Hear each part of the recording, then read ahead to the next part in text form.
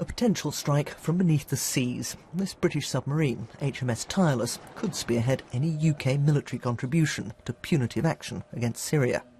So what would be the aim of any such strike? No final decision has yet been made, but the US has made clear that its military assets are already in place.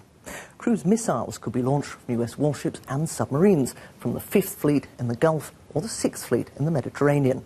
And like HMS Tireless, they can fire Tomahawk cruise missiles from over 1,000 miles away from their target. And the most likely targets are the Syrian regime's military command and control, especially any command believed to be involved in the use of chemical weapons. But there are voices urging caution over where even seemingly limited military action could ultimately lead.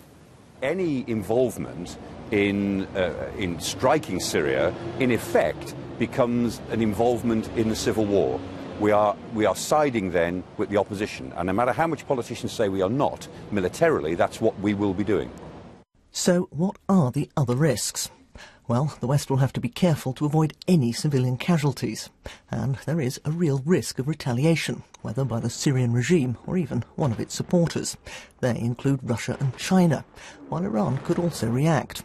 Retaliation could hit allies in the region or even places such as Cyprus. And another risk, that a military strike could help the opposition, who include elements linked to al-Qaeda, the very people the West doesn't want to have any access to chemical weapons.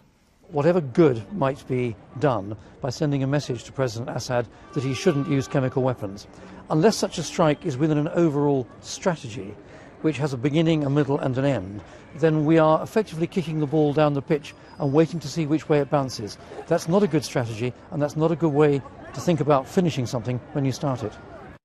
So what is the objective?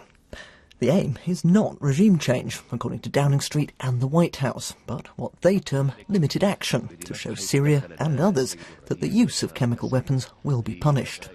With just under 2 million Syrian refugees already, one worry is that any military intervention could create more. And targets will have to be chosen carefully in any military action, which could, according to some sources, happen within days. Caroline Wyatt, BBC News.